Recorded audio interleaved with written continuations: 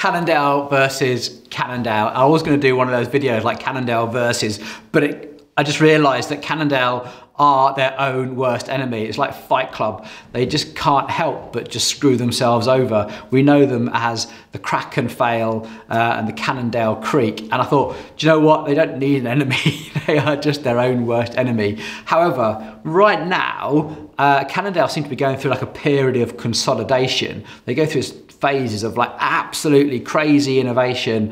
They probably rush it out a little bit too much. And if you're a first generation Cannondale nerd, you'll know exactly what I mean. If you're the first person to get the new Lefty or the first person to get the new frame, you'll know what I mean by being the first sort of generation user, the early adopter.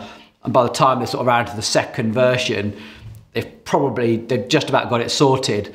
And then they'll bring out a new version and we're back to square one again. So timing your purchase of a Cannondale is quite important. Now, I've owned quite a lot of Cannondales, a CAD 4, CAD 4 Aero, CAD 9, the handmade in the USA one. Actually, I really like that. It was really, really beautiful bike. It lasted me quite a long time. CAD 10s, CAD 12s, had a Supersix. What else have I had? I've had Flash. Lots of Cannondale scalpels as well. Nearly all of them have actually snapped and eventually ended up with a steel hardtail, as you know, at the moment. So I've got a real sort of soft spot for Cannondale that comes from being a bike mechanic and a bike enthusiast. Always think it's a bit like owning a sort of a classic car or a temperamental sports car. You love it, they're beautiful, they handle really well, but then they just need so much like tinkering and care and attention, and that's not the sort of experience that everybody wants. If you're a tinkerer, you quite like that, but for some people they just want something that's robust. And I've always struggled to really recommend them because I said, oh, I love them. I love all that, the technology and the innovation, and I love how they handle, but, and that's where we're at really. So I'm excited to make this video because I think this is one of the few times where Cannondale is quite a safe bet at the moment. They've definitely got behind that Supersix platform. And they've now got a Supersix EVO high mod, etc. They've also got the Supersix Gravel, which is new and really, really interesting. They've just pulled that over to the gravel side. And they've also got the Supersix Cross as well. So what they're doing with that Supersix platform is dead interesting. And they sort of plunked the Synapse. The new Synapse has come out recently and it's warped my brain a little bit because it's not what it used to be.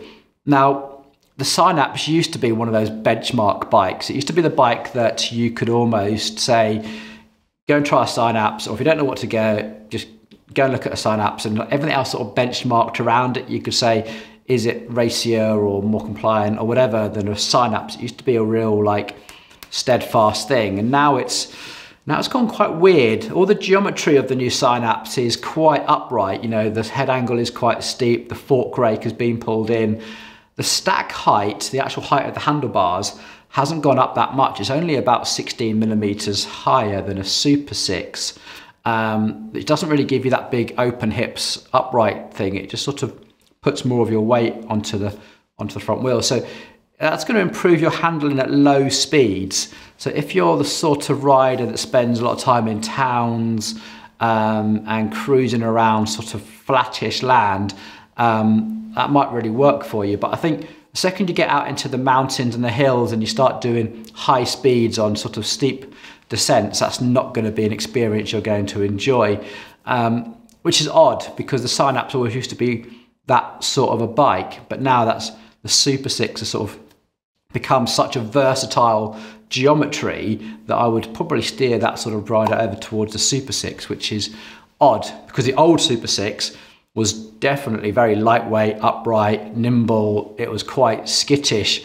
The new Supersix, you know, the Supersix EVO and the high mod is very, very, very stable to ride. Which makes that, if you are into that sort of long distance, big mountain sportives type thing, rather than looking at the Synapse, I think it's probably worth looking at the Supersix Cross or even the Supersix Gravel, because that's where you're now starting to see that head angle and the fork rake just blown out a little bit and the wheelbase get a little bit longer, which will really, really help with those high speeds. So if you're into like big alpine tours and that sort of thing, not necessarily racing Tour de France style, but just big, long cycling holidays, you know, in the mountains, that sort of thing, then sort of the geometry that's coming from their cross and gravel is probably a little bit more appealing. Either way, I don't think you can just look at their categories of race, endurance, gravel and cross and just go, that's the one I want, because I think you need to look a bit more detailed than that. Okay, over on, oh, one more thing actually, it looks like the new gravel and the cross, they've actually improved that rear derailleur. So you might remember we did a little YouTube short because how the rear derailleur is held on the Supersix and a few of the little bikes is terrifying. Literally held on with one little bolt, and it's like this tiny little slither of carbon that stops it rotating, the mech coming around and smashing into your seat stays. And I've seen this in the workshop several times where one little small crash has fouled up the gears and it's ripped that derailleur hanger out, and not just broken the derailleur hanger, which is easy to replace, but broken a fundamental part of the frame. And it's it looks like Cannondale have had enough back now that they've sorted it. See what I mean? Own worst enemy. They'll just, it looks like they're sorting that out because the new gravel and the cross have sorted that problem out. They look like they've got a whole new rear derailleur. So I think a new Supersix EVO with that problem solved is not far away.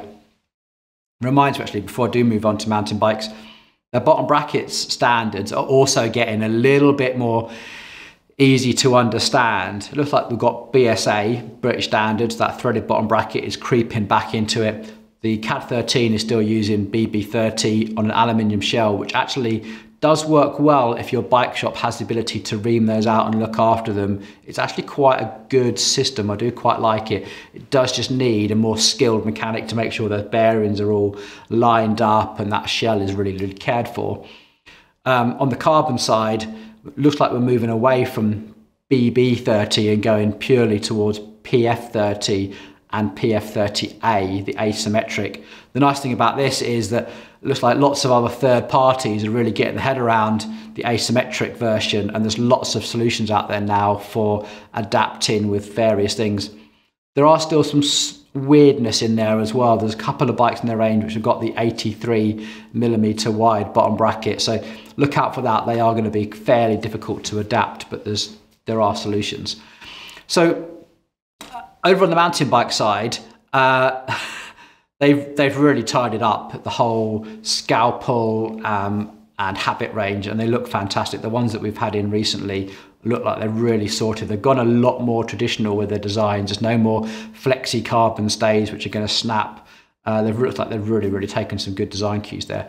They're still sticking with Lefty, and so they should. Lefty forks are brilliant. Everyone that I've ever known ride one has loved it, and they are superb forks. They're stiff, they turn really well, they're super plush, but they do need servicing, and they're actually really, really easy to service, but the tool to service them was quite hard to get hold of. And now they've gone to this new Lefty Ocho. Cannondale have decided here in the UK anyway that they want to take all the servicing work in-house and not let other bike shops do it, which is a real shame because that makes it really, really hard to get behind and recommend Lefty, because you need to sort of take them off your bike, send them down to Cannondale every time that you want them serviced.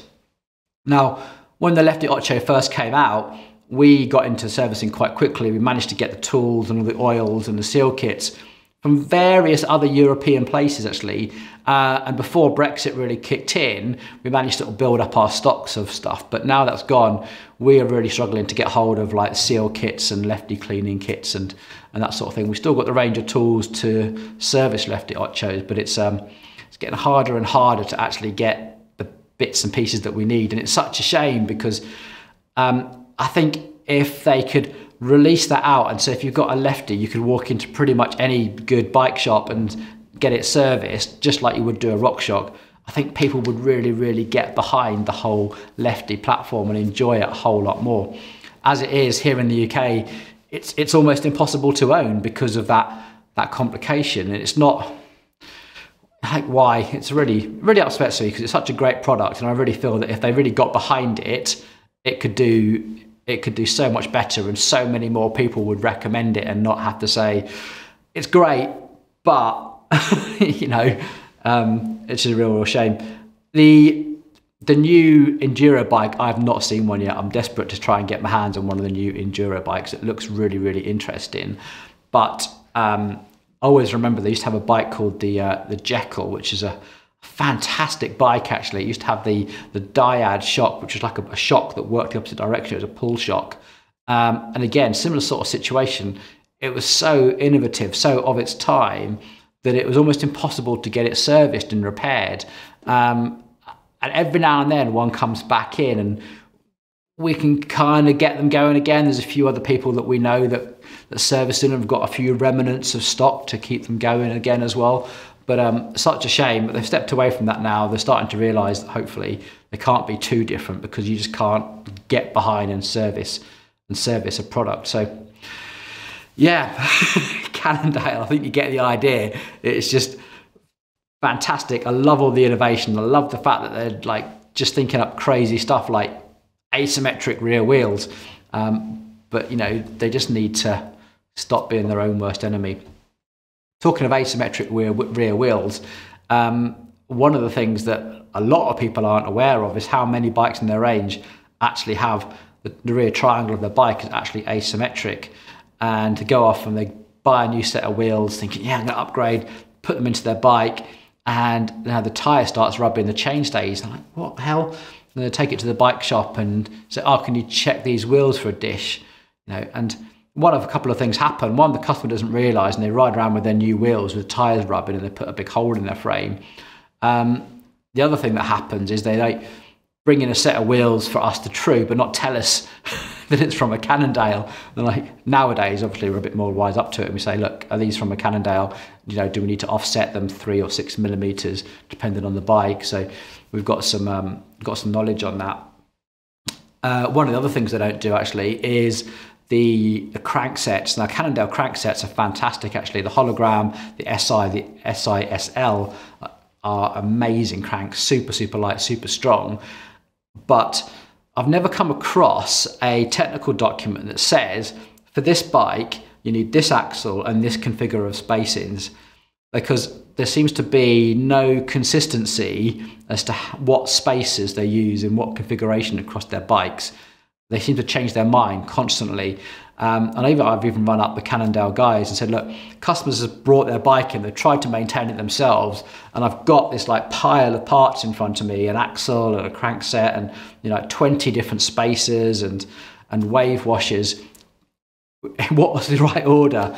And they don't even know themselves sometimes. I think one of them down there has kind of got like a sheet that they keep to themselves. But it's nearly always trial and error of like measuring and trying the different spacers and checking the preload and taking the spacer out and putting it back in again. It can be a real pain. So yeah, top tip, if you have got a Cannondale and you're doing your own maintenance, taking those cranks off, oh my God, just lay it all out exactly how it came off the bike. Don't rely on being able to find a nice PDF on the internet that says, you know, you need a 2.5 millimeter spacer followed by a 1 millimeter spacer followed by a wave washer on the drive side or whatever, and then on the non-drive side you need this. I've not come across that document ever existed, and I wish it would.